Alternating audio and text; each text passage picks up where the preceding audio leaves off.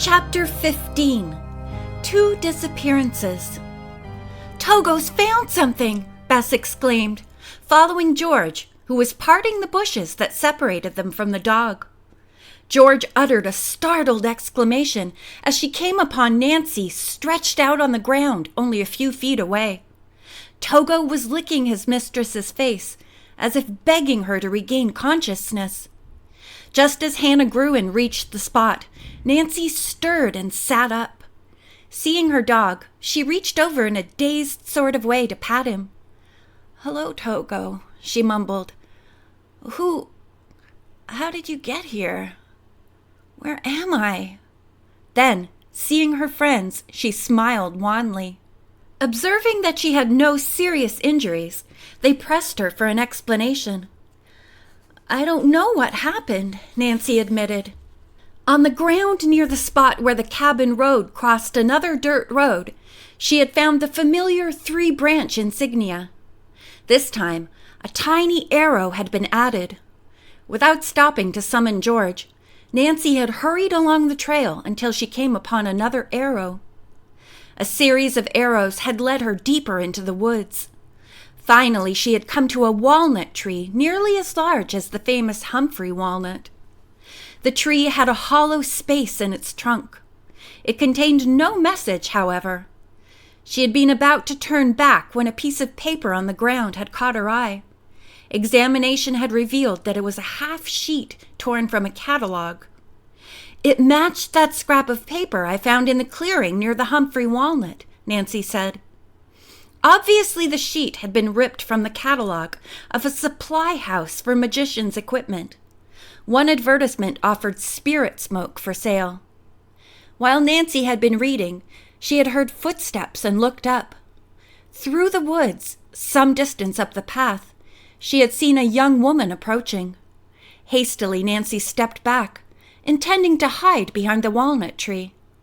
At that moment, something had struck her from behind. "That's the last I remember," she added ruefully. "Who would do such a wicked thing?" Mrs. Gruen demanded in horror. "It's easy to guess," Nancy replied. "The tree must be another place where the members of the gang collect money from their victims. I probably had the bad luck to arrive here at the moment a client was expected." "You mean the same fellow who had the reaching rod hit you to get you out of the way?" Bess asked.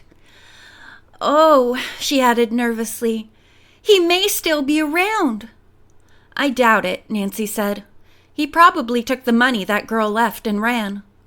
"I'm going to inform the police," Hannah Gruen announced in a determined voice. Nancy tried to dissuade her, but for once her arguments had no effect. On the way home with the girls, Mrs. Gruen herself stopped at the office of the state police. She revealed all she knew of the attack upon Nancy. As a result, troopers searched the woods thoroughly. But, exactly as Nancy had foreseen, not a trace was found of her assailant. However, when they searched the interior of the cabin, they found evidence pointing to the fact that its recent residents were interested in magic. When they reached home, Mrs. Gruen told Nancy about the telephone call from a clerk at the Claymore Hotel. She went to see him at once and was given a letter addressed to Mrs. Egan. It was signed by Mrs. Putney. The note merely said that the services of Mrs. Egan would no longer be required. The spirit of Mrs. Putney's departed husband was again making visitations to his former home to advise her. Taking the letter with her, Nancy mulled over the matter for some time. The next morning, she decided to pay Mrs. Putney a visit, hoping she would be able to see her this time. But Mrs. Putney was not there, and a neighbor in the next house told Nancy she had been gone all morning. "Doesn't Mrs. Putney ever drive her car?" Nancy asked, seeing it through a garage window. "Not since her husband died." "Does she have someone else drive her?" "Oh, no. She won't let a soul touch the car." Nancy was puzzled. Someone must have taken the car without Mrs. Putney's permission. If that woman we saw in the back seat was Mrs. Putney, maybe she didn't know where she was or what she was doing, any more than poor Lola did when she walked into the river, Nancy told herself.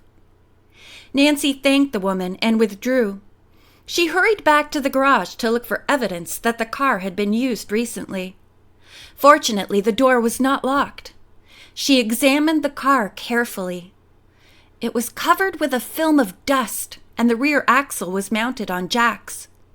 It had obviously not been driven for some time.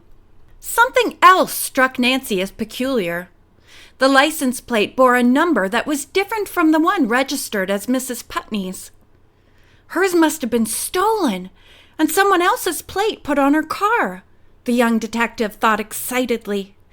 Maybe this number belongs to one of the racketeers, and he used Mrs. Putney's to keep people from tracing him. Nancy dashed off in her convertible to the Motor Vehicle Bureau office. There she learned that the license on the widow's car had been issued to a Jack Sampson in Winchester, 50 miles from River Heights. But this revelation was mild in comparison with what the clerk told her next. Jack Sampson died a few months ago. His car was kept in a public garage. The executor of the estate reported that the license plate had been stolen. As soon as Nancy recovered from her astonishment, she thanked the clerk for the information. Telephone calls to Winchester brought out the fact that the deceased man's reputation had been above reproach. He could not have been one of the racketeers. Nancy decided that before telling the police where the stolen license plates could be found, she would give Mrs. Putney a chance to tell her what she knew about it all. Hurrying back, she was just in time to see the widow coming up the street with several packages. Nancy hastened to her side and offered to take them. Although Mrs. Putney allowed her to carry them, she did not invite Nancy into the house. Therefore, Nancy told her story of the license plate as they stood on the front porch. "I wasn't in that car you saw, and you must be mistaken about the license plate," Mrs. Putney told her flatly. "Come, I'll show you," Nancy urged, leading the way to the garage and opening the door. Why, she gasped in utter bewilderment. The correct license number was back on the car. "You see why I have come to doubt your ability to help me," Mrs. Putney said coldly. "I no longer need your assistance, Nancy. As a matter of fact, I have every expectation of getting my stolen jewelry back very soon. My husband's spirit has been visiting me right here at home as he used to do, and he assures me that everything will turn out satisfactorily." Leaving Nancy distressed and more concerned than ever, Mrs. Putney walked into the house without even saying goodbye. As Nancy started away, she decided that further protection for the widow would have to come from the police. Next, she drove to police headquarters to see her old friend Captain McGinnis. Nancy explained that she knew someone had appropriated the Putney license plate and probably would do so again.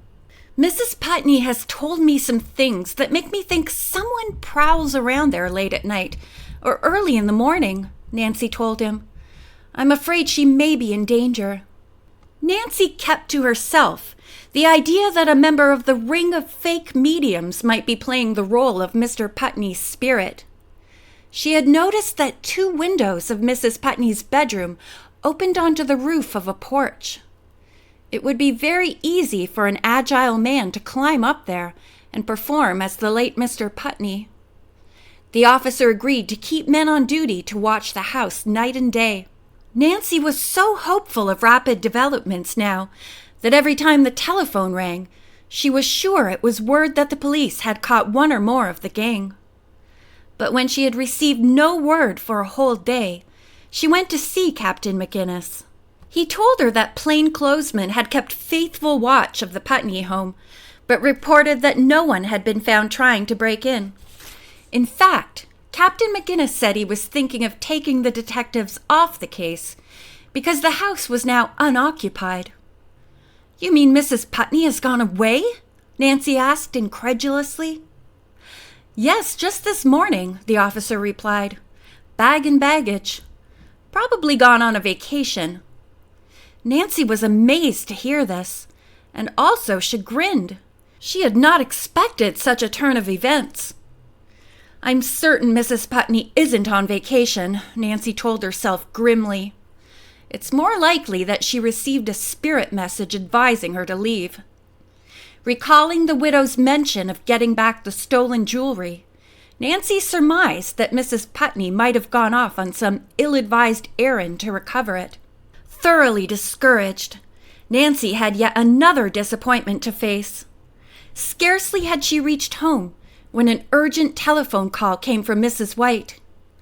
"Oh, Nancy, the very worst has happened," the woman revealed tearfully.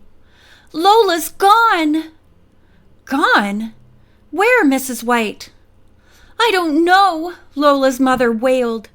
"She left a note saying she was leaving home.